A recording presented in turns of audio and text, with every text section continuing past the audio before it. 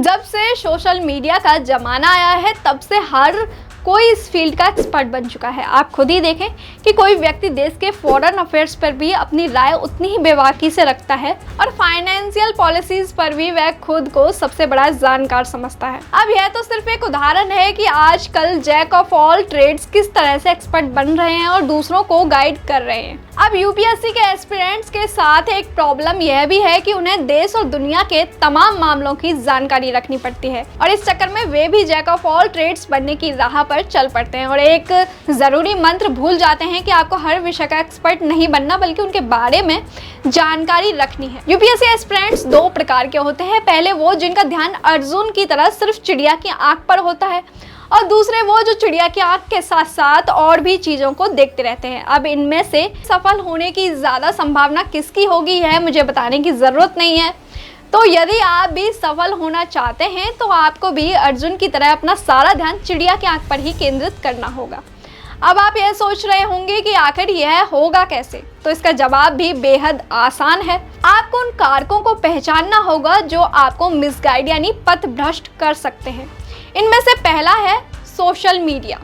Social media ने हमारे सामने इंफॉर्मेशन का एक भंडार खोलकर रख दिया है जो कई मायनों में छात्रों के लिए एक वरदान साबित हुआ है, लेकिन कभी कभी यही वरदान अभिशाप भी साबित हो सकता है। उदाहरण के लिए यूपीएससी का रिजल्ट आते ही हम देखते हैं कि टॉपर्स के इंटरव्यू हर जगह चलने लगते हैं और आजकल तो पॉडकास्ट भी काफी प्रचलित हो रहे हैं जहां टॉपर्स अपनी कहानी अपने एक्सपीरियंस शेयर करते हैं। आप उनकी कहानियों को देखते सुनते और उसी के अनुसार अपनी प्रिपरेशन स्ट्रेटजी करने लगते हैं, लेकिन आप एक बेहद ज़रूरी बात भूल जाते हैं, यानी जो एक व्यक्ति के लिए सही है ज़रूरी नहीं है कि सबके लिए सही हो। इसलिए यदि आप भी टॉपर्स की स्टोरी सुनते हैं तो उसे बहुत ऑब्जेक्टिवली एनालाइज कीजिए और उनमें से उन्हीं बातों को चुनिए जो आपके लिए सटीक हो, वरना आप स्ट्रेटजीज की एक भूल भुलैया में फंस जाएंगे और एक लक्ष्य से भटक जाएंगे। Number 2, toppers. इसी के साथ हम अगली कड़ी की ओर चलते हैं कि जाने अनजाने टॉपर्स और दूसरे सफल कैंडिडेट्स भी आपको मिसगाइड कर सकते हैं।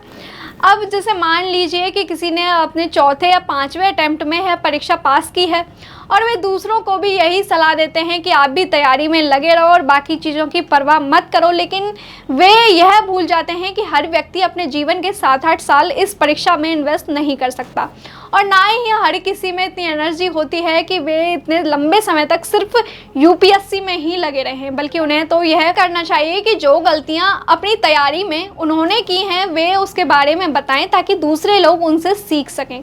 Number 3, coaching centres. आपने देखा होगा कि कोचिंग सेंटर्स अक्सर यूपीएससी को एक हवा बना देते हैं और फिर यह क्लेम करते हैं कि इस बार की परीक्षा में उनके प्रैक्टिस टेस्ट के इतने सवाल आए और इतने लोगों ने उनकी कोचिंग से पढ़कर सफलता हासिल की।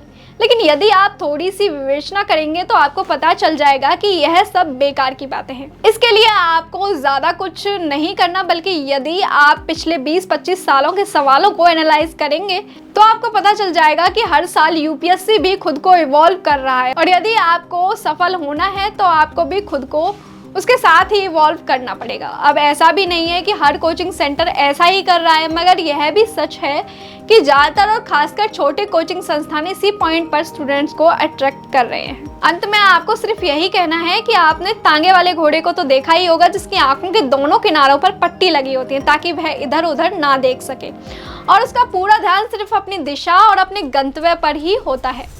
आपको भी खुद को कुछ वैसा ही बनाना होगा जहां आपका ध्यान सिर्फ अपनी तैयारी की दिशा में और अपने गोल पर ही हो और आप रास्ते में आने वाली दूसरी चीज़ों से डिस्ट्रैक्ट ना हो।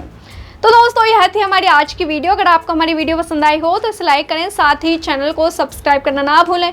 फिर मिलते हैं एक नए वीडियो एक नए विषय के साथ। वीडियो को अंत तक देखने के लिए आपका धन्यवाद।